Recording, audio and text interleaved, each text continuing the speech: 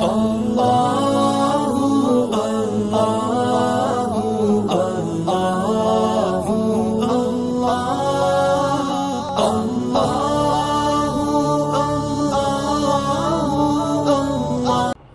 اللہ الرحمن الرحیم۔ السلام علیکم ورحمۃ اللہ وبرکاتہ۔ اللہ تعالیٰ رحمان و رحیم بھی ہے، قہار و جبار بھی ہے۔ اللہ تعالیٰ رحمان و رحیم ہے، اپنے بندوں سے 70 ماؤں کی محبت سے زیادہ محبت کرتا ہے۔ جب اللہ کا کوئی بندہ گناہ کی طرف آگے بڑھتا ہے تو اللہ تعالیٰ نے اپنے فرشتوں کو یہ حکم دیتا ہے، جب تک یہ بندہ 100% گناہ نہیں کرتا، جب فرشتے اس کے اعمال میں گناہ لکھتے ہیں۔ گناہ اعمال میں لکھنے پر ویٹنگ ہوتی ہے۔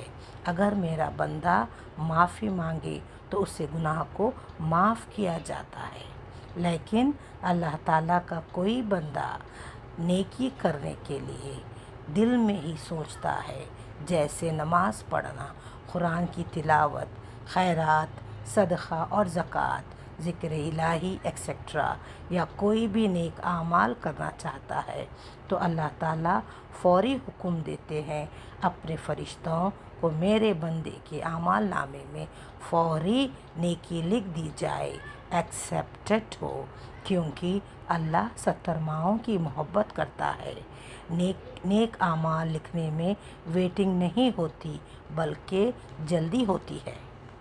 فرعون کا دریائے نیل یا دیٹ از ریور نائل میں ڈوبنے کا کوئی چانس نہیں تھا، مگر ڈوب گیا اللہ کے حکم پر۔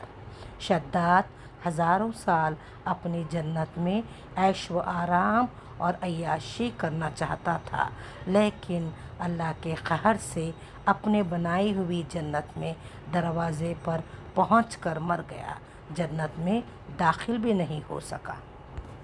نمرود کی پلاننگ تو ایسی تھی کہ کئی صدیوں تک اور حکومت کرنے کی تھی، پر اللہ کا قہر نازل ہوا اور نمرود کو ایک مچھر کے کاٹنے سے اس کی موت ہو گئی۔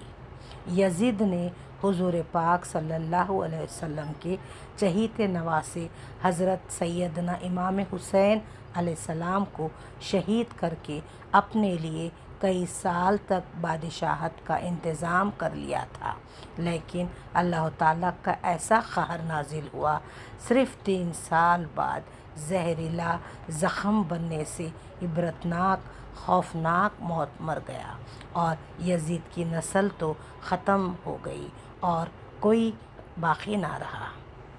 ہٹلر کے ارادے اور بھی زیادہ خطرناک تھے، مگر حالات ایسے بدلے کہ ہٹلر خودکشی دیٹ از سوسائڈ کر مر گیا۔ یہ اللہ کا قہر تھا۔ دنیا کے ہر ظالم کو اللہ تعالیٰ سے ایک مدت تک، ایک پیریڈ تک ہی وقت ملتا ہے تاکہ وہ اپنے گناہوں سے باز آ جائے اور ظلم کا راستہ چھوڑ دے اور توبہ کر لے۔